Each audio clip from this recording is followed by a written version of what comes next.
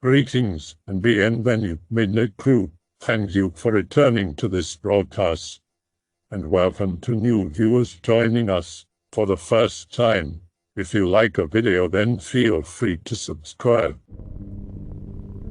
I have something I will only share with you all, as you all are the only ones who will care or understand. When I was a child, I was very socially inept. I lived in a semi-rural area, didn't have very many friends. Mom and Dad were always doing work or just not caring very much. Every day I would play in the forest behind my house. I would look for rabbit holes and treasure. Pinecones. When I was around 8 or 9, my parents got divorced, so I was in a sort of emotionally traumatic state. I didn't understand what was going on, or if it was my fault. Luckily enough, my evil mother didn't want me, so me and my dad stayed at our house. And she moved on. After this, I understood how he had felt my entire life, and I started spending a lot of time with him, helping with his work, making dinner, washing the house, cleaning up the garden, etc., because I thought it would lessen his load. It didn't, sadly, so I kept going into the forest and playing by myself. One day, I came across a creek. It was only a few centimeters deep, and not that many meters across. I started coming here every day to draw pictures in the sand and make forts with the stones. As I got older, 11 or 12, I started mentally developing farther than I should have. Constantly thinking about ending my life, angsty, feeling I should be a higher level scholar, and this place became a sort of place to wash away my tears and think. Now, I've never had a problem with schizophrenia or any other mental illness, and I still believe I don't, but sometimes I really do question my sanity. One day I went to the creek early, and there was a boy there. He looked a little younger than me, maybe 10, and was wearing the oddest clothes I'd ever seen. Looked like something out of an old Siberian colonist's novel my dad had read all the time growing up. He saw me and had a sort of grin on his face, and he said, "Boy, am I glad I'm not the only lonely kid alive." So, I said, "I'm sure there's many. Who are you?" He sort of stood there, looking puzzled. I asked again, "What's your name?" He then repeated, "Name?" in this sort of voice I couldn't really take in well, almost like it was electronic or something. "What are you, stupid? What are you called?" He then replied, "I'm called Desmond. Sorry I couldn't hear you. What's your name?" I replied with, "I'm Feminon." "So, why are you here?" He then told me a story about his dad and him living alone in a house on the other side of the woods. The direction he pointed in was a lake. There were no houses over there. I instantly picked up his bullshit, but didn't say anything. "You should really get a new set of clothes." "What are those from 1384? Haha. We both laughed for a little bit, and started talking some more about other things. The next time I saw him, he was wearing extremely modern and colorful clothes. And he had grown, now looking and sounding a tad older than me, 13 I'd say. Anyways, we got to know each other, and spent a lot of time together out there. I remember playing all sorts of games and questing for rocks and shit. One time, we swam in the lake, and I remember his neck and sides looking really stretched, yet somehow still natural, just not very male. We became best friends, and we shared literally everything with each other. He told me his life story, but it never seemed to match up every time he told it. I told him mine, and he looked oddly depressed, like he felt my pain, and hugged me. I was young, so I was like, "Are you okay?" Haha, and he sort of had this low, almost groaning laugh as he looked at the ground with a sad smile on his face. I remember this vividly, that disappointed face, almost as if he wanted to be close to me. Anyways, as I grew older I became wiser, and noticed he said a lot of words in the same tone as the previous time, or that he only had a few different types of faces or laughs. I thought he may be a tad mentally ill. At this point I still thought boys were dumb, and I thought he was odd because of his overly colorful clothes and overall feminine looks. Kind of reminds me of that Dumbledore kid or whatever. Anyways, around when I was 16, I had finally noticed he had never changed, same clean clothes, same childish face, as if he never aged. This is when I started getting a tad creeped out, as all of it started piecing together. At first, I thought he was a ghost or something, because he had never shown me his house or family. And when I tried showing him mine, he never really wanted to leave the woods. So I hung out with him less. Whenever I would, he seemed overly joyful and full of life. But whenever I left, I would look over my shoulder and see him tearing up a bit. I felt really bad, but I didn't want bad mojo or anything. As I visited less and less, I noticed the area started smelling very dank, and always like roadkill or something. I asked him about it, but he would always reply, It's only nature. And nature's supposed to change itself from time to time. By the time I was 19, I finally had to go to college and abroad, so I had to tell him my final goodbyes. I never felt the way I did that day. When I told him, he got down on his knees and just started sobbing. I got down on mine and just held him, telling him it'd be all right, and that one day we'd go see the world and get out of these damn woods. I didn't want to let go though. I just wanted to stay right there. It felt so good having someone care that much about you. When I finally had to leave, he handed me a pine cone and told me to remember him by it. So, I went off to college to study literature and history, not sure what I wanted to really do with my life.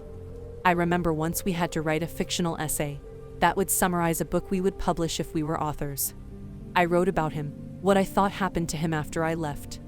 My peers thought it was quite dumb and boring, but I would read it every so often, just to think about him. Every night, it seemed like he was there. I would have dreams about those woods and the good memories associated with them. Once, in June, I remember sitting on the floor of my apartment, just telling myself stories about what we could be doing right now if I wasn't wasting my time trying to do something I didn't want to.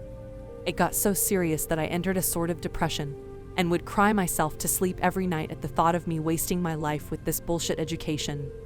That's when I started watching TV a whole lot more.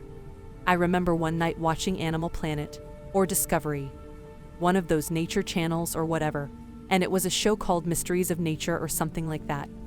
And they had an episode on skinwalkers, American natives who would become heretics of their tribe by killing their kin, then having the ability to shapeshift into wolves and other animals.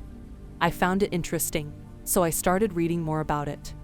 When I read one story I found on Google, I screamed loud enough to be dismissed by my landlord for a week, for waking the dead at 3 a.m.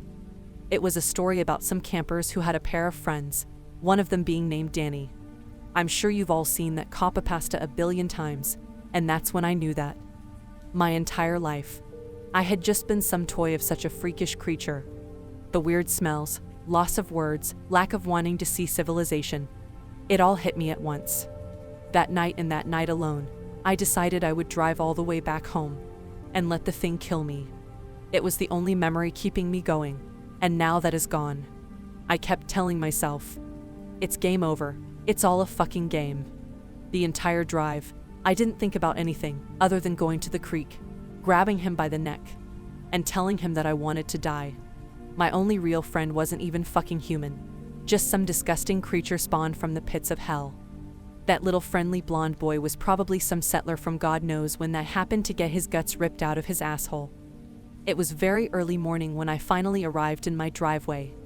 The dew was still settling on the grass, the birds were chirping, the wind was low, and the sky was that beautiful type of bright you only notice when you get a good night's sleep. I walked around my house and paced right into the wood. The entire walk, the birds slowly stopped singing, the brushes stopped moving, and the sky seemed to slowly brighten into day. I knew this was it. This peaceful day was here to comfort me as I was terminated by some otherworldly being. I got to the creek, and of course he wasn't there. Did I really expect him to hang around there for 4 years while I was off in college? Did I let my own stupidity get the best of me? I started crying and screaming things of his memory. You fucking lied to me. I was never your friend. You used me. I was pacing in circles, and I came across the spot where I held him in my arms that first time, and I felt my skin crawl. I started blabbering on some speech about how shitty I was, how everything was my fault, and how everything in my life, including me finding out the monster that he was my fault. It's only nature. And nature's supposed to change itself from time to time. The birds started chirping again, the dew seemed to reappear, and the branches of the trees swayed in a way that made the morning sky seem like a gradient. I just looked at him in anger, and he looked at me in depression. You've come here to kill me, right? I said nothing, but slowly approached him, my body sort of limping in anger. I'm so sorry, Feminon. I never meant to hurt you in any way. He was starting to slowly back up, and I started mouthing words to myself. my jaw slamming shut each time. I felt my eyes dilate with this intense rage, like I wanted to rip him open and wear his skin to show him what he did to my sanity, or something like that. Feminon, I know how you feel and what you want to do to me. I'm so sorry. I never hurt anyone in my pathetic life. And all I wanted was for someone to love me back. I've read about what you are, and what you intend to do with me. I know you're lying to me right now. I noticed you my entire lift, mumbling, limping, the bruises and stretch marks. All of it. He started crying, with his hand over his mouth and the other one on his elbow. I spent my entire life with you, yet you only did it to take advantage of me, treating me like a damned meat locker. I remember those smells. Were those other people you tricked and ate? Were those people's children, pets, and family? Or were those just wild animals that happened to luck out and get eaten by the big bag sack of lying shit that is Desmond Miles? Answer me, goddamn you. He finally stopped whimpering and said, You keep calling me the monster who lies, destroys people's lives, doesn't always know what to say, and acts like he's never met a human before. But look at yourself right now. Look at how you're walking, how you're acting, who you are. I saw you when you were a baby. I saw your parents as children. And I saw how lonely you were at school, how the other kids beat you. I had always felt the way you did, and I wanted a friend. And so did you. Isn't that more important than what I am? I'm not going to kill you, even if you want to kill me. I just want to see you be happy. I instantly stopped feeling so rage-filled. I walked over to the creek and looked at my reflection in the ripples. He wasn't the monster anymore. I was. I turned around, and he had that same sad smile on his face. I galloped over to him and just held him, telling him how sorry I was. He reached into my pocket and took out the pine cone, then put it back in. When I opened my eyes, he was gone. I've never seen him ever since then, but I always think about him. I got through college, and I've moved back into my father's old house. He died a few years ago, and every once in a while, I still go to that creek and look at myself. I'd always ask the air around me, am I happy? And whenever I see his reflection next time mine, I know that I'm doing what I want to do with my life. Even if he was a skinwalker, or a figment of my imagination, I will always keep his memory near to me, and remind myself that things are monsters when you see them that way, and that they're beautiful when I see them another way. Thank you for reading. I hope that you enjoyed tonight's broadcast. If you enjoyed tonight's story, then please subscribe to the channel, as more green texts will appear daily. A new broadcast will appear when the clock strikes midnight Central Time.